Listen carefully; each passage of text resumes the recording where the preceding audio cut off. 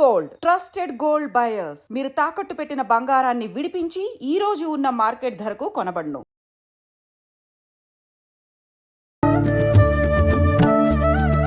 నమస్కారం, welcome to I dream. ధర్మ మార్గం విత్ విజిత కార్యక్రమానికి స్వాగతం. ప్రస్తుతం మనతో పాటు ఉన్నారు ప్రముఖ ఆధ్యాత్మికవేత్త జేఎస్ శాస్త్రి గారు. ఇప్పుడు వారితో మాట్లాడి మరిన్ని విషయాలు తెలుసుకుందాం. నమస్కారం అండి. నమస్కారం. గురుగారు, ఇప్పుడు ఈ టాపిక్ ఎన్నోసార్లు మాట్లాడుకొని ఉంటాము, కానీ నన్ను పర్సనల్గా ఒకరు డౌట్ అడిగారు, అందుకని చెప్పి మళ్ళీ అడుగుతున్నాను. ఫస్ట్ నేను అడగబోయే టాపిక్ ఏందో చెప్తా. టాపిక్ ఏంటంటే తులసి చెట్టు గురించి.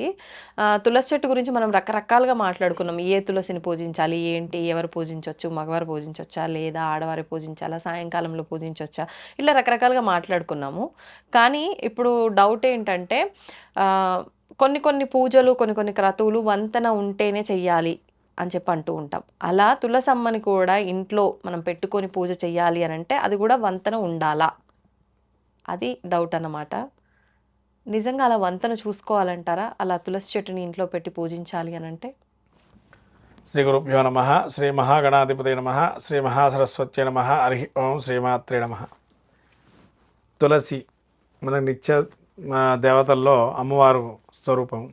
ఈ తులసీదేవిని రకరకాలుగా మనం చెప్పబడింది, మీకు కూడా తెలుసు. అది అసలు తులసిని ముఖ్యంగా వంతన అంటూ ఏమీ ఉండదమ్మా ఇక్కడ. ఫస్ట్ ఆ విషయం తెలుసుకోవాలి. ఎందుకంటే మీకు ప్రాచీన గ్రంథాల్లో వెళ్ళాల, నూతన గృహప్రవేశ గృహారంభ విషయాలు ఏవైతే ఉంటాయో దానిలో ఇప్పుడు కాలం గృహప్రవేశాలు అన్నీ కూడా ట్రాష్.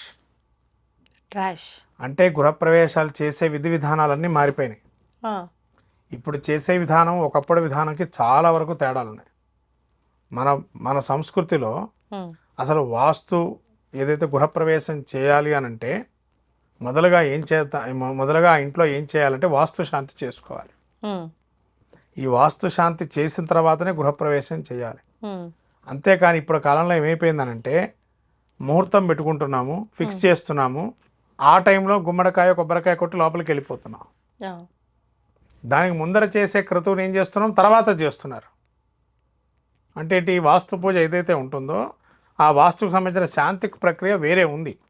ఆ ప్రక్రియ అంతా ముందర రోజు చేయాలి.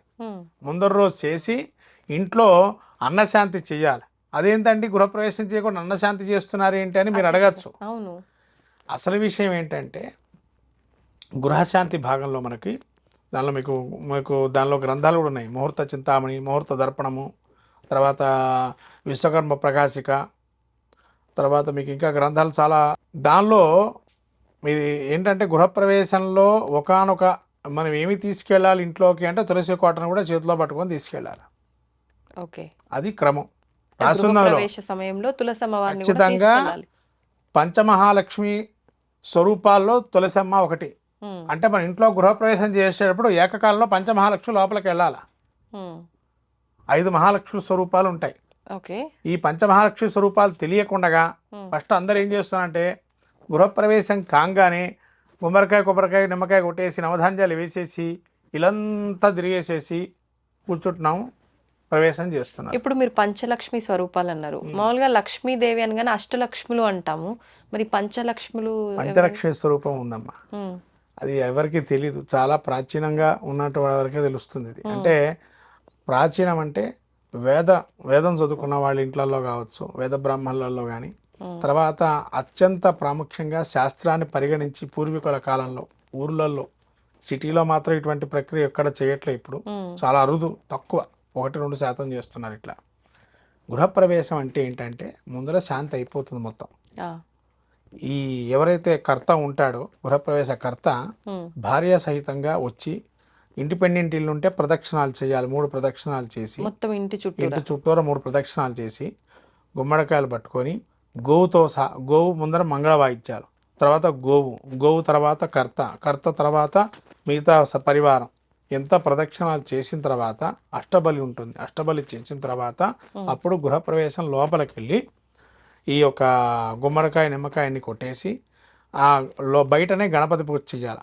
ద్వారం అంటే మేము ప్రధాన ద్వారం లోపల గేట్ లోపలికి వస్తాం కదా, ప్రహరీ గోడ నుంచి లోపల రాగానే గణపతి పూజ పుణ్యవాచనం చేసుకొని నీళ్లు చల్లుకుంటూ లోపల ప్రవేశించాలి. అది అసలు ఏంటంటే గృహప్రవేశ. ఈ ప్రవేశించిన తర్వాత నీళ్ళన్నా చల్లుకున్న తర్వాత అప్పుడు మనము పంచమహాలక్ష్మి స్వరూపాలుగా ఎవరిని పూజ చేయాలి అనేది మీరు అడిగారు. అందులో తులసి మహాలక్ష్మి కూడా అన్నాం. ఫస్ట్ గో పూజ చేయాలి. ఉమ్, గోవుని తీసుకొస్తాం కదా మనం, వత్స సహిత గోవుని లోపల ఇంట్లో తీసుకొచ్చుకొని పూజ చేసుకోవాలి. ఫస్ట్ మహాలక్ష్మి స్వరూపంగా. ఉమ్, రెండో మహాలక్ష్మి స్వరూపం గోవు తర్వాత ఇంటి ఆడపిల్ల ముత్తైదు, అంటే ఎవరైతే 5 ముత్తైదులను పిలిచి వాళ్ళకు పూజ చేయాలి. మూడవది బాలికా స్వరూపాలు, రజస్వల పూర్వం ఉండేటువంటి స్త్రీలు ఎవరైతే ఉంటారో ఆ బాలికా స్వరూపాలకి మనం 3వ తరంగా పూజ చేయాలి. ఉమ్, ఇదైన తర్వాత అప్పుడు తులసి కోటకు పూజ చేసుకోవాలి 4వది. ఇదైన తర్వాత ఇంట్లో నిత్య దీపారాధన క్రమంలో వాడుకునేటువంటి లక్ష్మీదేవి ఏదైతే పటం పెట్టుకొని ఉంటామో, కూర ఆడలు కానీ ఇక్కడ కాలంలో ఇక్కడ ఉండేటువంటి వారు నీళ్ళని కానీ ఉమ్, అవి ఓ చెంబు స్వరూపంగా అంటే కలశ స్వరూపంగా పూజ చేసుకొని అది ఆరాధన. 5వది ఏంటంటే విష్ణుమూర్తి ఆరాధన. ప్రతి ఇంట్లో సత్యనారాయణ స్వామి చేసుకుంటారు గృహప్రవేశం అంటే అవునండి. విష్ణుమూర్తి ఆరాధనగా. అప్పుడు సత్యనారాయణ స్వామి వ్రతానికి అర్హత ఏంటంటే ఇవన్నీ ముందర అయిన తర్వాత సత్యనారాయణ స్వామి వ్రతం చేయాలి. ఉమ్, ఇప్పుడు ఇవి ఎవ్వరూ చేయటం లేదు. ఉమ్, ఏవీ చేయకుండా ఏదో గృహప్రవేశం అంటే పాలు పొంగించుకోవటం, వాస్తు పూజ చేసుకోవటం, హోమం చేశామా వ్రతం చేశామా ఇదే చూస్తున్నారు. ఉమ్, మీరు అడిగిన ప్రశ్న ఏంటంటే వంతరతో సంబంధం లేదు. తులసి అనేది మహాలక్ష్మి స్వరూపం. మనకు నిత్యము తులసి ఉంటేనే ఆ ఇంట్లో, అసలు తులసి ఉంటే ప్రాముఖ్యత ఏంటండి? ఉమ్. ఇంట్లో వైద్యానికి కావాల్సిందే తులసి. చేసే తులసిని మనం వాడకూడదు అంటారు కదా. అందుకే దీనిలో కూడా ఇంకో క్రమం ఉందమ్మా. ఉమ్, మీరు తులసి ఎక్కడైతే కోటగా కాకుండా విడిగా ఆటోమేటిక్ ఏదైతే వస్తుందో ఆ ఇంట్లో స్థిర నివాసం లక్ష్మీదేవి ఉంటుంది. అంటే మనం పెట్టకుండా పెరిగినప్పుడు. పెట్టకుండా ఆటోమేటిక్గా సీడ్స్ అవంతవే పడిపోయి వాటంతటవే వస్తూ ఉంటాయి. అవును. అంటే విష్ణుమూర్తికి అనువైన ప్రదేశంగా భావిస్తాడు ఆయన. ఆ, తులసి ఎక్కడైతే విరివిగా పెరుగుతుంటుందో ఆవరణలో విష్ణుమూర్తి త్వరితగత స్థితిని పెంచుతూ ఉంటాడు అక్కడ. ఉమ్, అంటే డబ్బు పరంగా కావచ్చు, పేరు పరంగా కావచ్చు. అందుకని తులసీదేవిని ఉంచుకున్నట్లయితే అంటే మనం పెట్టుకున్నట్లయితే ఆ అమ్మవారిని యొక్క అనుగ్రహం పొందటానికి దీర్ఘ సుమంగాళికి స్త్రీకి కలుగుతుంది. ఆ, అట్లనే లక్ష్మీదేవి అనుగ్రహం త్వరితగతిన కలగాలి అన్నా కూడా తులసీదేవి ఆరాధన చేయటం వల్ల స్థిరమైనటువంటి లక్ష్మీదేవి అనుగ్రహం కలిగి విష్ణుమూర్తి స్థితి అంటే మీ పేరు ప్రఖ్యాతులు ఎప్పటికీ కూడా ఉంటాయి. ఉమ్, అది విష్ణుమూర్తి తులసీదేవికి ఇచ్చినటువంటి వరం. ఓకే. ఎవరైనా నిన్ను పూజించేటువంటి ఇంటిలో నేను ఉంటాను అంటే నిన్ను ఎక్కడైతే పూజింపబడుతూ ఉంటావో ఆటోమేటిక్గా స్థితి పెరుగుతుంది ఆ ఇంట్లో. అందుకని ఆ స్థితి పెరిగినప్పుడు అక్కడే నేను ఉంటాను. అందుకని అశ్వత్థనారాయణ కళ్యాణం చేస్తూ ఉంటారు కార్తీక మాసంలో. అవును. చిలుకు ద్వాదశి రోజు తులసికి దామోదర కళ్యాణం అని చెప్పి అలా చేయటం వల్ల ఏంటంటే వృక్షజాతికి కూడా విష్ణుమూర్తే ప్రధాన కారుడు.